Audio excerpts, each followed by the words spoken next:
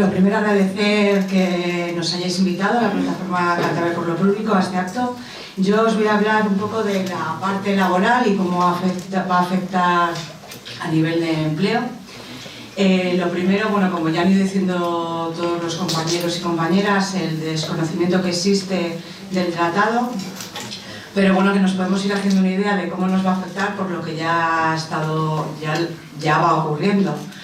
Nosotros aquí estamos hablando del TTIP, pero no nos podemos olvidar que existen otros tratados como el NAFTA, el CETA o el TISA, que también nos van a afectar igualmente. Tenéis unas guías laborales que hemos dejado ahí, por si alguien quiere también echar un vistazo de cómo va a afectar. Pero deciros que lo único que se conoce a nivel de empleo es que hace mención en los documentos que se han ido desclasificando, es que la obligación de las partes en incluir en los acuerdos mecanismos para apoyar el trabajo decente y la implementación de mecanismos para regularizar los estándares fundamentales de la OIT. Esto es un poco genérico, sobre todo teniendo en cuenta que como luego yo os explicaré, Estados Unidos los únicos acuerdos que ha firmado de la OIT son los que tienen que ver con esclavitud y trabajo infantil. El resto no ha firmado ningún acuerdo. Por hacernos una idea de cómo nos va a afectar, ya tenemos un gran ejemplo en Europa, como han ido diciendo, que no es más que un tratado de libre comercio, pero a la máxima potencia, donde ya ha habido empresas en que se van a otros países donde tienen menores condiciones laborales para poder tener más beneficios, o otras empresas de otros países con menores condiciones que se van a otro país, como el caso de Portugal. Empresas portuguesas se fueron a Alemania, pero asumiendo sus condiciones laborales de su país. Pues eso es un poco lo que se va a trasladar con el TTIP. Lo que va a producir el TTIP es pérdidas de empleo, y eso se ve reflejado en otros acuerdos como el NAFTA, que se firmó entre Canadá, Estados Unidos y México, en el que se prometía que se iban a crear 20 millones de empleos, y lo que llevó en consecuencia es que hubo una pérdida de 1 millón de empleos. Además de que sectores que desaparecieron, gente que tuvo que emigrar y demás consecuencias económicas y sociales.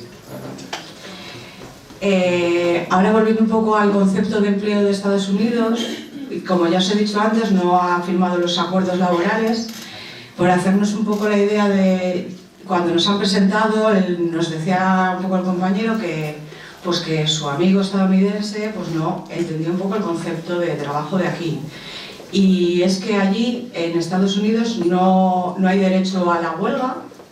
Las negociaciones no se entiende como aquí. No se admite la huelga general, sino sectorial, y solo en periodos de negociación del colectivo. El periodo de las negociaciones son entre individuos y no entre sindicatos. La persona negocia con la empresa sus vacaciones, su salario y demás, no está regularizado. Y el concepto de vacaciones es diferente. A nosotros no lo tienen pagado, sino que es un pacto y llegan tal. Existe una presión por parte de las empresas para que no se cojan. Y el concepto también que tiene trabajo el americano, el concepto es de trabajar, mi vida social está aparte y yo vivo para trabajar. Con todo esto, nos encontramos que se va a trasladar una dinámica, las empresas que se instalen en España, o a nivel europeo, pero vamos a concretar aquí, pues podría trasladarnos lo que es su dinámica y sus reglas, porque no está regularizado, no está escrito. Se habla de que habría que armonizar, con lo que habría que, desde nuestra normativa, llegar a un acuerdo con una normativa que casi no existe. Entonces siempre se va a tender a la baja.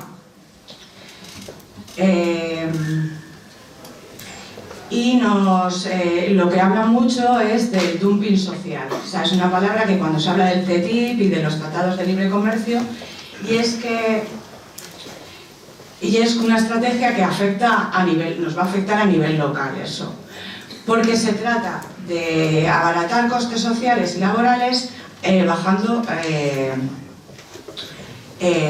recortes, o sea, bajándose el salario, bajada de precios por parte de salarios y demás, con lo que hace que las empresas a nivel local no vayan a poder competir en las mismas condiciones, y va a hacer que esto provoque que muchas empresas pequeñas quiebren porque no están en el mismo nivel.